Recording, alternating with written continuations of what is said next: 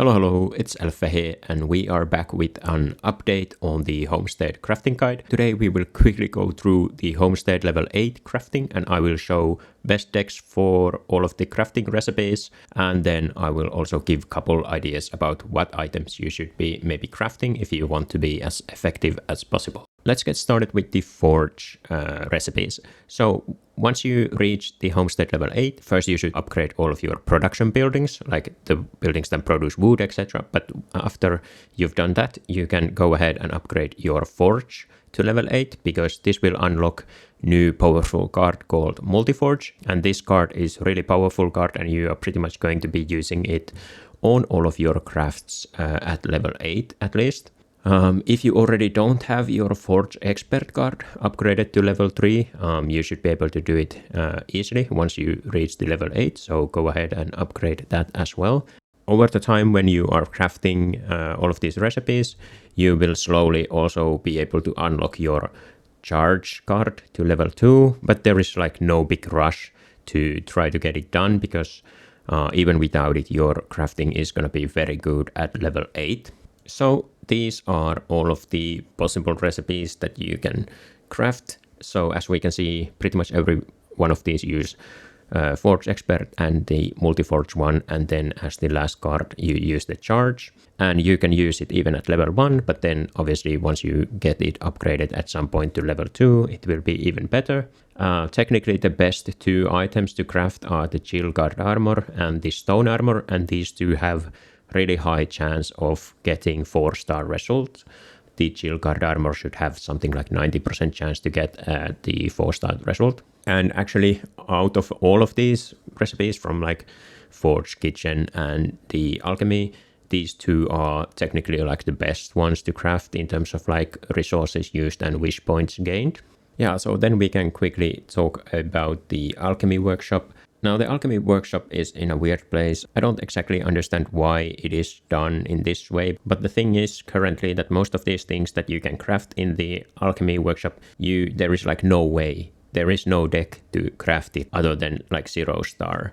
So with the Calming Bouquet, if you use this deck here, you have like 20% chance to craft like 3 to 4 stars, so that is the only one that you can kind of reliably craft something else than 0-star. But with all of the other recipes, you will pretty much always get 0-star, and with some of these recipes there is like literally no chance of getting anything other than 0-star.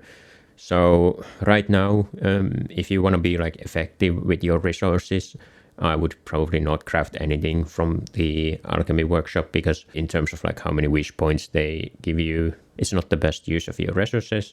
So you don't even have to upgrade this building to level 8 if you don't want to, because it's not going to change anything. But if you do plan to craft anything from the Alchemy shop anyway, and you don't really care that much about like abandoning orders or being effective with the resources that you use, then you can just go ahead and upgrade the Alchemy shop to level 8 anyway, because even if you craft 0-star on some of the new recipes, they will pretty much give you the same amount of wish points that the other recipes from level 7 and level 6 give you.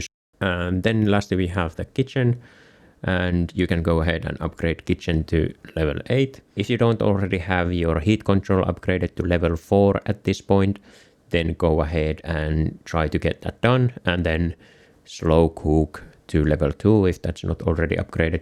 But yeah, all of the kitchen recipes that you can craft are like fine to craft. They give you about the same amount of wish points. I think technically the spiced dry fruit is the best one, but like they are pretty close to each other in terms of like how many points they give. I guess one thing that you could consider is that if you have a big stack of like grapes stored in your inventory, then maybe you could stay at level 7 kitchen for a while and like craft some of the recipes that require a lot of grapes, like for example the grape vinegar, because once you upgrade to level 8, you will get less of it. So that's something you maybe want to consider. But if you don't have that many grapes, then yeah, go ahead and upgrade to level 8. And these are all of the recipes. So pretty much every recipe uses the same one. So 4 times heat control, and then either 2 times slow cook or 1 time slow cook and 1 times ferment. Yeah, so that's pretty much it when it comes to level 8 crafting on your homestead. This is a quick summary if you want to be as effective with your resource use as possible. These are kind of like the best 4 recipes that you should be crafting. And then you can also craft the dried mushrooms if you want to slowly upgrade a couple of your kitchen cards, because they require you to use some of the resources that the dried mushrooms use. So if you only craft these 4 or 5 items, you don't actually need any mistletoe, so you don't have to plant them on your farm. But if you do have mistletoe stacked up because you have previously planted it, then you can also craft the salted dry fruits. And then after that, you can pretty much just plant mushrooms, especially if you have grapes stacked up in your inventory. If you don't have any grapes, you can just plant a couple grapes and then mostly mushrooms on your fields.